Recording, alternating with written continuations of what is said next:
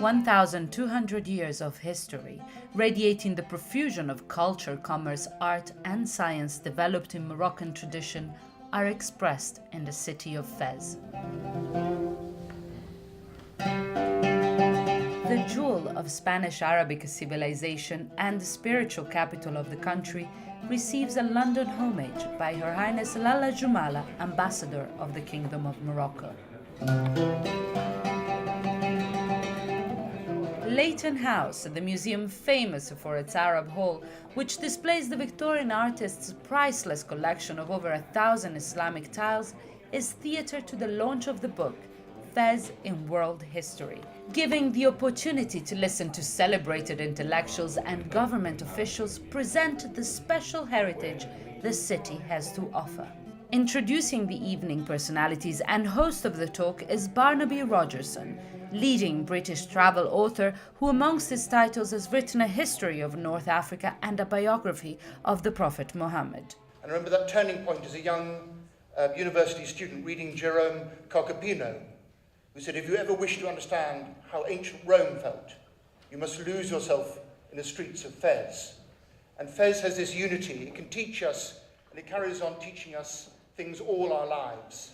Holding a PhD in Comparative Cultural Studies from the University of Indiana, Lahcen Haddad, Minister of Tourism of Morocco, has a strong cultural attachment to the city connected to the beginning of his studies. It is within the walls of the Medina, declared a UNESCO World Heritage Site in 1981, that we can understand its historical value. The Medina of Fez is an open-air living museum, reinventing its traditions through the work of hundreds of artisans, masters and disciples in the small and labyrinthine streets overlooked by minarets, madrasas and caravanserai walls. The best way to preserve a tradition is to allow it to swim with the tide of history, is to allow it to change while attempting to keep it authentic.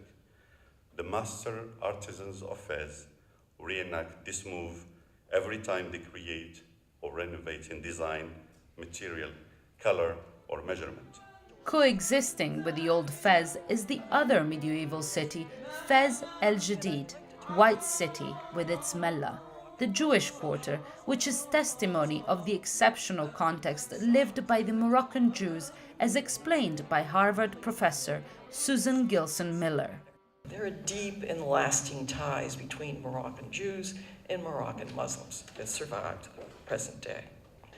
The big difference in Morocco is this Jewish presence is not ignored. It's memorialized, it's talked about. It's talked about openly and publicly. In the press, you find articles written by competent historians about the Moroccan Jewish legacy. And you have the support of the government, sometimes non-official, sometimes official, for remembering Jewish history in Morocco. There's a Jewish museum in Casablanca, something that's unthinkable elsewhere in the Arab world. The multiple facets of the city are celebrated in the book's selected essays. The important volume gives an insight on the thoughts of international scholars, united at the 2008 conference in Ifran to celebrate the city's 1200th anniversary of its founding. Illustrating it is one of the curators, Professor Said Enahid. And as you will see in the book, there are a number of chapters, and all of them, at least in the first part of the book, they are dealing with this, analyzing these historical forces that led to this amazing city called Fez. For example, the Marinid, the dynasty of the Marinid, and their quest for empire. Another aspect is to look at art and architecture through the magnificent collection at the American University of Cairo, through the photography of Cresswell. The world component of the city is Fez through travel narratives and travel literature.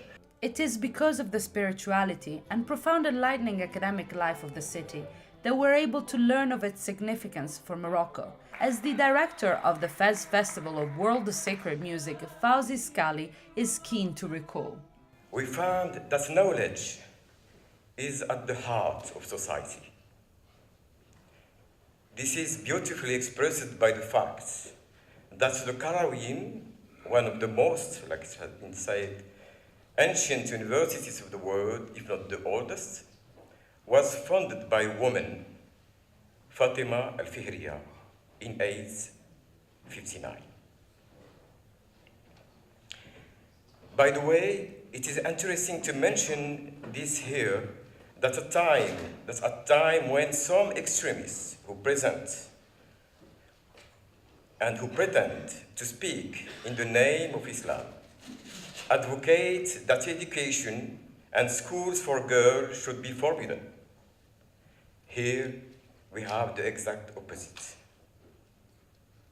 For centuries, education at all levels and for everybody was the most important realization of the cultural tradition of Islam.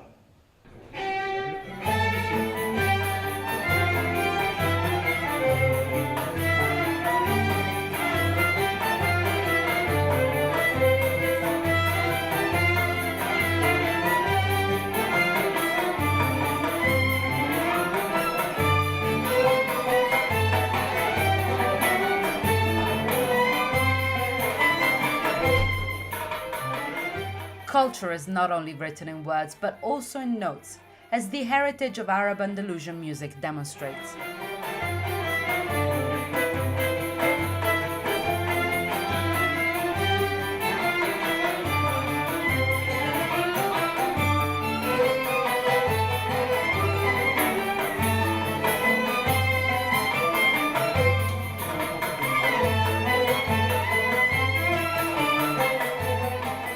Performed by the Andalusian Orchestra of Fez and conducted by world-renowned Mohamed Bruel, director of the city's conservatories, the evening festivities proved a success with the literary and society crowd who have been brought closer to the pride of Morocco. The Medina is absolutely amazing. It's it's the largest, I think, continuously inhabited medieval city in the world. And when you step in its alleyways, you feel like you're stepping back in time.